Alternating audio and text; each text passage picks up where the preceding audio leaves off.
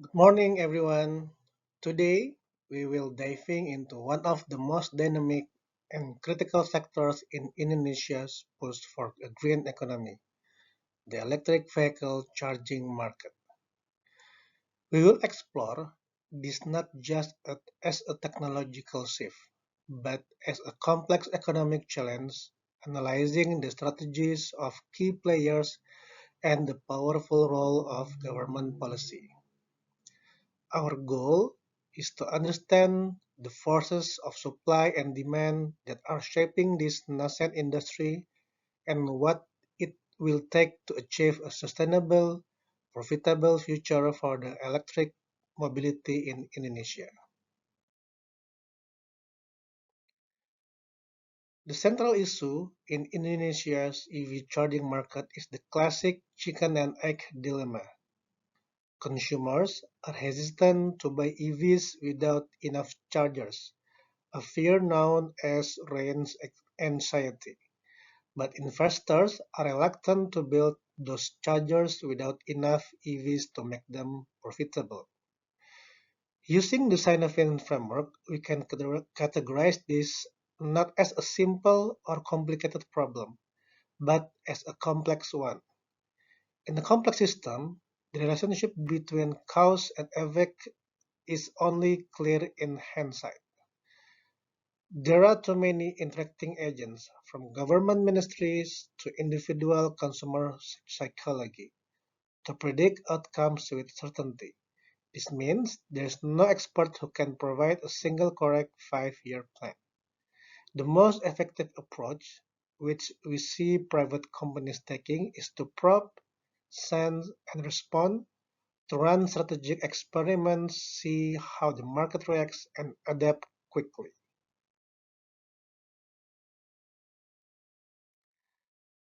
The market landscape is defined by three key characteristics. First, it's heavily shaped by the government policy which is offering incentives to stimulate both supply and demand. Second, the market structure is an emerging oligopoly. State-owned giant PLN have the largest footprint, but dynamic private companies are entering without innovative models. Third, the consumer base is still developing. While a small group of early adopters has embraced EVs, the key to unlocking the mass market is to address the concern of the other potential buyers who are interested but hesitant, primarily due to the range anxiety and the initial cost of the vehicles. From the demand side, the market ready to accelerate and the consumer interest is high but barriers remain. The driving factors is lower running costs versus gasoline ICE vehicles, growing variety of EV models from OEMs like Wuling, Hyundai, and BYD, government purchase incentive such as VAT reduction, and the key barriers for EV prospects and range anxiety, the fear of running out of power, charging time, concern over how long it takes to refuel, and battery longevity and cost. It's worries about battery life and replacement. To understand the strategies of CPO business model, we need to look at the underlying economics. First, the cost structures is challenging. It's very expensive to set up a charging station, but relatively cheap to operate one. This means companies must get as many customers as possible to cover their initial investment. Second, price elasticity. How much demand change with price is currently low. Early EV owners will pay what's necessary, but as more chargers are built, studies suggest demand will become more elastic and companies will have to compete more on price. Finally, the market structure is evolving. It started as an oligopoly led by PLN, but it's moving toward monopolistic competition, where many firms will compete by offering unique service and experience, a concept explored in recent game theory models of changing market. This table provides a snapshot of the competitive landscape. On one side, you have PLN, the state-owned utility. Its strategy is driven by a public service mandate to build a massive foundational network. It operates on a simple government cap flat rate.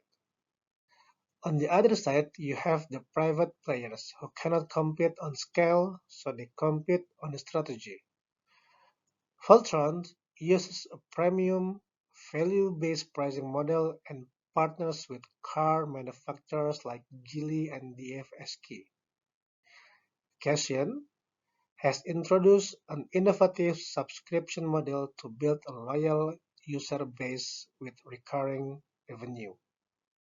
Starfo is expanding rapidly with a capital-light revenue-sharing model, partnering with property owners and even PLN's own subsidiaries.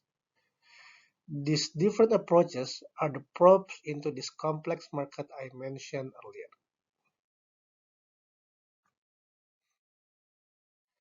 To understand why the market behaves the way it does, we need to look at the stakeholders. Using a power interest grid, we can map the key actors, the players. Those with high power and high interest are Indonesian government and PLN. They set the rules and control the core infrastructure. Next is the context setters, like global car companies and international investors, have the power to influence the market through major investments, but their day-to-day focus might be elsewhere.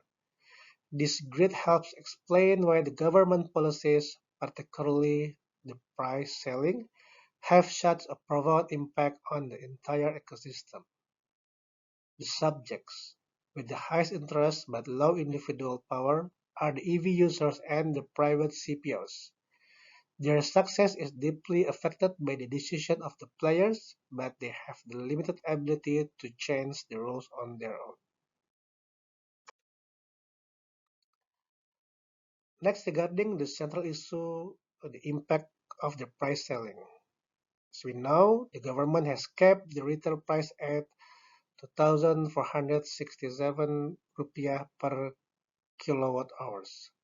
The intention is to protect the consumers and make charging affordable, but it comes with the consequences, such as the cap is often below the market clearing price needed to provide a return on expensive DC fast chargers.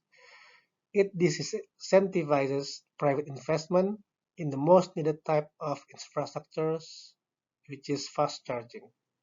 This creates a classic shortage where quantity demanded exceeds quantity supplied. In conclusion, we have a market with immense potential. Demand is clearly accelerating. However, the supply side is artificially constrained by a rigid price ceiling that makes the business case for private investment, especially in the fast chargers, need to cure rent anxiety very difficult. Private companies are showing incredible strategic agility, but their growth is ultimately limited by this policy. The key takeaway is for the Indonesia to achieve its electricity mobility goals, a policy shift is needed to allow the market to find a natural, sustainable equilibrium. So, what is the path forward? For policymakers, the recommendations are equally clear. First, reform the rigid price ceiling to allow the market to function. This will unlock private investment. Second, use public funds smartly through targeted subsidies for infrastructures in the area that market won't serve on its own. And third, continue the good work of streamlining the permitting process to make it faster and cheaper for everyone to build out the necessary infrastructure. For the business, the strategy is also clear. Continue to innovate and differentiate on the value, not price.